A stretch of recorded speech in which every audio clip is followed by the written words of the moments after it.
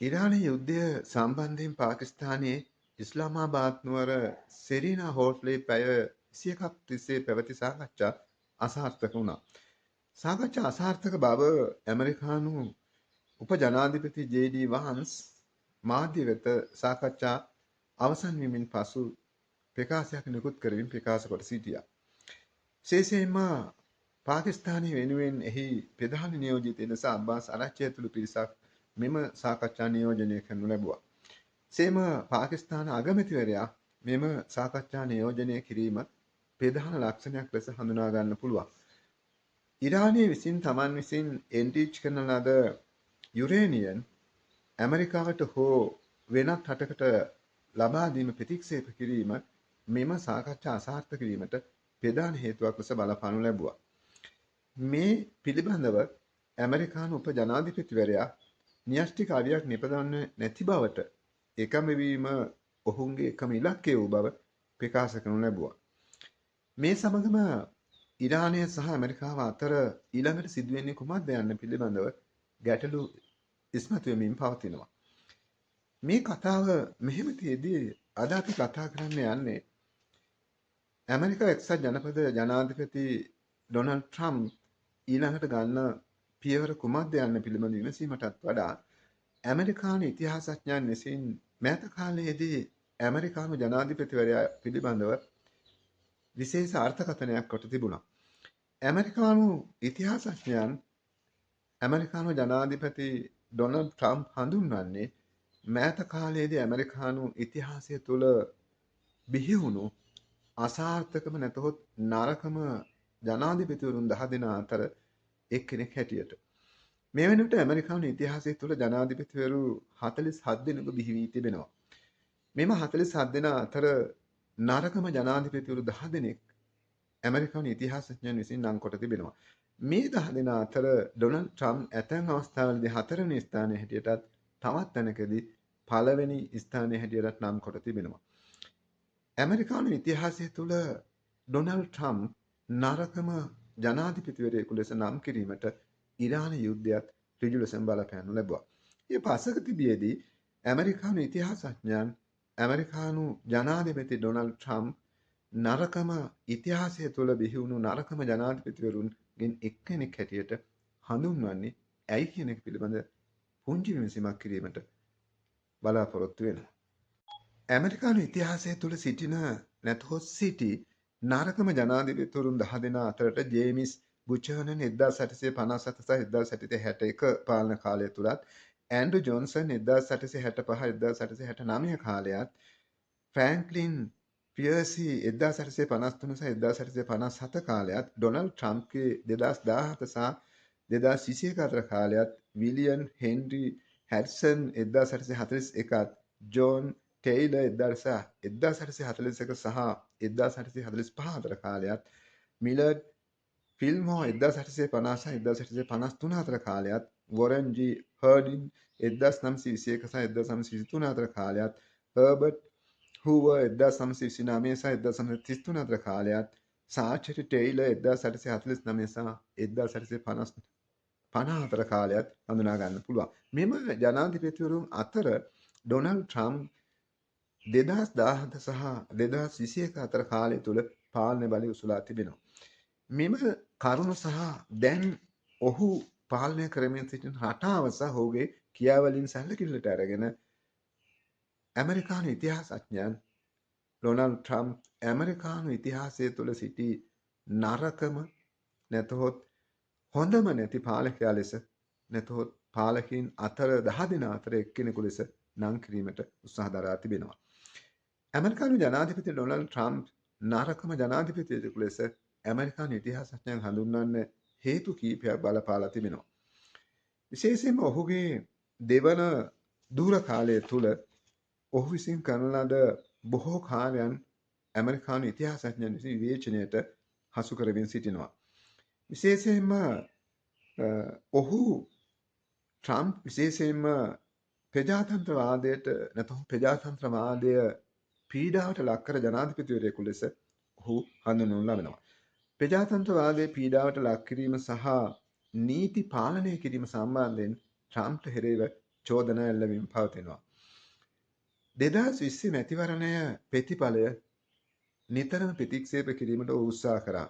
විශේෂයෙන්ම ඔහු රාජ්‍ය නිලධාරීන් වෙත පීඩනයන් එල්ල කරනු ලැබුවා. ඔහු ජනවාරි අගනුවර සිදු උද්ඝෝෂණ ව්‍යාපාරයට ඍජු දායකත්වයක් සපයවුවා. ඒ වගේම බොහොමයක් අවස්ථාවලදී ඔහු ව්‍යවස්ථාමය සම්මතයන් බිඳ දැමීමට කටයුතු කරලා තිබෙනවා. මෙන්න මේ කාරණේ නිසා ඩොනල්ඩ් ට්‍රම්ප් ඉතිහාසය තුළ සිටි නරකම ජනාධිපතිවරයා ලෙස හැඳින්වීමට ඉතිහාසඥයන් උත්සාහ දරලා තියෙනවා. විශේෂයෙන්ම ඔහු ජනාධිපතිවරයෙකු ලෙස දෙසරයක්ම දෝෂාභියෝගයට ලක් වුණා. බරපතල අපරාධ කිරීම සම්බන්ධයෙන් වූ පළමු ජනාධිපතිවරයා ලෙස නැතහොත් බරපතල අපරාධ චෝදනා එල්ල වූ ජනාධිපතිවරයා ලෙස ඔහු හඳුන්වන්න පුළුවන්. මෑත කාලයේදීත් ඔහුට එරෙහිව ප්‍රබල අපරාධ චෝදනාවක් නැතහොත් ප්‍රබල චෝදනාවක් එල්ල වුණා. විශේෂයෙන් මැතිවරණයට ඔහු මනාප වාර්තා මගින් නැතහොත් මැතිවරණයට ඔහු ව්‍යාපාර වාර්තා මගින් බොරු සාක්ෂි ලබා දුන්න බව නැතහොත් ව්‍යාපාර වාර්තා මගින් ඔහු බොරු වාර්තා ලබා දුන් බව සඳහන් වෙනවා. 2026 දී කරන ලද මත විමසමකදී බොහෝ විශේෂයෙන්ම ඇමරිකානුවන්ගෙන් 40%ක් ඩොනල්ඩ් ට්‍රම්ප් එරට පාලනය කළ ජනාධිපතිවරුන් අතර නරකම ජනාධිපතිවරයා ලෙස නම් කරනු ලැබුවා. විශේෂයෙන්ම ඔහු නිරන්තරයෙන් භාවිතා කරන අත්‍යලංකාර එරට වැසියන් විසින් ප්‍රතික්ෂේප කරමින් සිටිනවා. ජාතිය සමාජ ගොඩනැගිල්ලට නැතහොත් ඇඳුමට ඔහුගේ මේ අත්‍යලංකාර විසින් හානියක් කරන බව ඇමරිකානු ජනතාව විසින් ප්‍රකාශ කරනු ලැබුවා. මේ කාරණේ නිසාමත් ඇමරිකාවේ බිහි ජනාධිපතිවරුන් අතර ඩොනල්ඩ් ට්‍රම්ප් අසාර්ථක ජනාධිපතිවරයෙකු නැතොත් නරකම ජනාධිපතිවරයෙකු ලෙස නම් කරනු ලබනවා. විශේෂයෙන්ම ඔහුගේ දෙවනි දූර කාලය තුළ ඔහු දැඩි විවේචනයට හසු වුණා. විශේෂයෙන්ම සංක්‍රමණ නීති හඳුන්වා දීම සම්බන්ධව ඔහු සහ විදේශිකයන් විශේෂයෙන් මෙක්සිකානුවන් ඇතුළු විදේශිකයන් එරටින් පිටුහල් කිරීම සම්බන්ධව ඔහුගත් ක්‍රියාමාර්ග පිළිබඳව ඇමරිකානු ජනතාව තුළ මෙන්ම සංක්‍රමණිකයන් තුළත් දැඩි විවේචන එල්ල වනු ලැබුණා.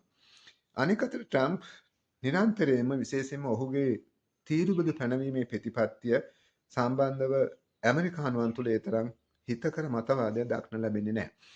ඔහු ඉරානයට ප්‍රහාර එල්ල කිරීම සහ ඔහුගේ අනෙකුත් ක්‍රියාවලින් සමග ඇමරිකා එක්සත් ජනපදය තුළ ජීවන වියදම ඉහළ යමින් පවතිනවා. මෙම තත්ත්වයත් ඇමරිකානු ජනාධිපතිවරයා ජනතාව අතර අප්‍රසාදයට ලක්වීමට ඍජුවම බලපාලා තිබෙනවා. ඉතිහාසඥයන් ඔහු ඇමරිකා තුළ බිහි වුණු අසාර්ථකම සහ නරකම ජනාධිපතිවරයා ලෙස නම් කිරීමට මේකත් නැත්නම් මෙම හේතුවත් ඍජුවම බලපාලා තිබෙනවා. ඇමරිකානු ජනාධිපති ට්‍රම්ප්ගේ ඇමරිකා ෆස්ට් සහ මෑඩ්මන් තේරි ප්‍රතිපත්තිය ඇමරිකාව තුළ දැඩි විවේචනයට හසු වුණා. විශේෂයෙන්ම දිගුකාලීන ජාත්‍යන්තර මිත්‍රත්වයන් වලට මේ මගින් හානි සිදු බව විවේචකයන් ප්‍රකාශ කරනු ලබනවා.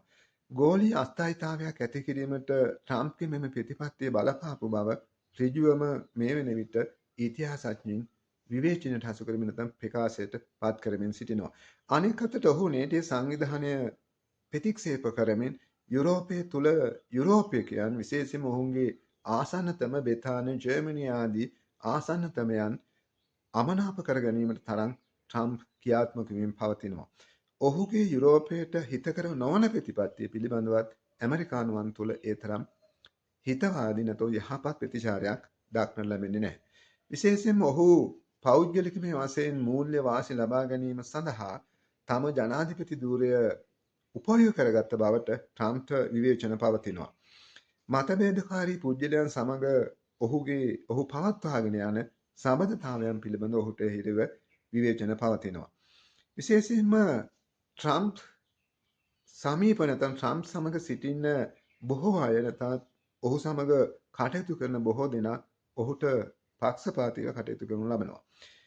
ඔහු සමග කටයුතු කරන පරිපාලකයන් ඇතුළු බොහෝ දෙනා විශ්වාස කරන්නේ ඔහු විශේෂයෙන්ම ඔහු පරිවර්තක ජනාධිපතිවරයෙක් කියලා. ඒ වගේම බොහෝ විට ඔහු විශ්වාස කරන ඔහු මහා ක්‍රියාකාරී පාලකයෙකු හැටියට ඔහු හඳුන්වනු ලබනවා.